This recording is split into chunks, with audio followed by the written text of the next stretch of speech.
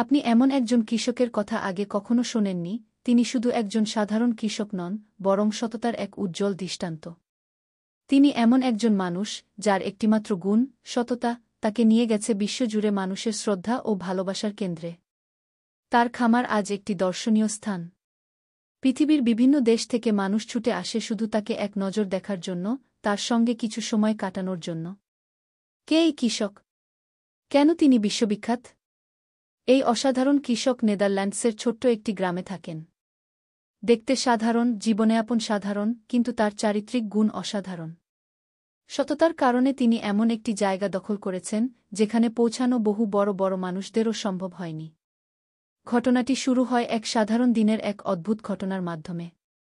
একটি অদ্ভুত প্রশ্ন। একদিন এই সৎ কৃষক তার মাঠে ব্যস্ত ছিলেন গম কাটার কাজে। হঠাৎ করে দূর থেকে একটি গাড়ি তার খামারের দিকে আসতে দেখা গেল। গাড়িটি কাছে এসে থামল, একজন অচেনা লোক গাড়ি থেকে নেমে এল। লোকটি সোজা এসে জিজ্ঞেস করল, আপনি কি বলতে পারবেন কোথায় পাওয়া যায় বেগুনি বালি? প্রশ্নটি এতটাই অদ্ভুত যে কৃষক কিছুটা অবাক হয়ে উত্তর দিলেন, দুঃখিত, আমি জানি না।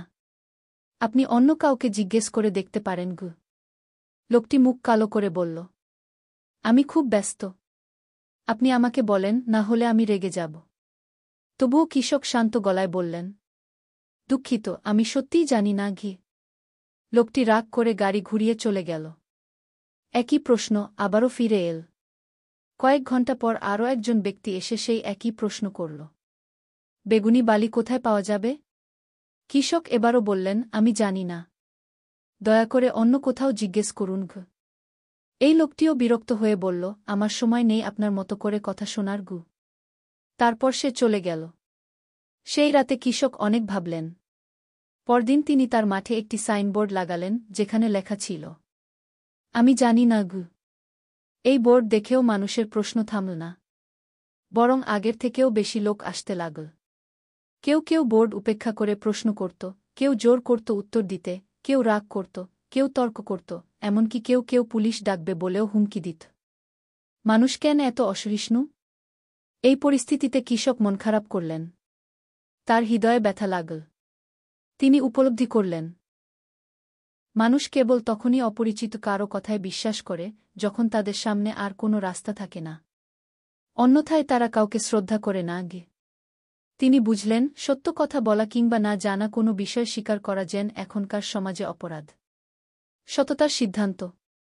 এইসব কিছু দেখার পর কৃষক সিদ্ধান্ত নিলেন, তিনি আর কখনোই নিজের সততা লুকাবেন না।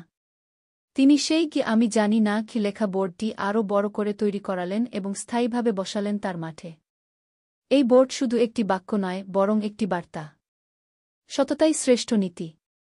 এই একটি নির্ভেজাল সত্য তাকে পৌঁছে দিয়েছে সারা বিশ্বের মানুষের কাছে। বিশ্বজুড়ে খ্যাতি। কৃষকের খামার এখন আর শুধুই একটি মাঠ নয়, এটি হয়ে উঠেছে একটি অনুপ্রেরণার কেন্দ্র। বিশ্বের নানা প্রান্ত থেকে মানুষ আসে এখানে। কেউ দেখতে, কেউ শেখার জন্য, কেউ কাজ করার জন্য। তারা শেখে কিভাবে একটি মানুষের সরলতা এবং সততা তাকে করে তুলতে পারে মহান।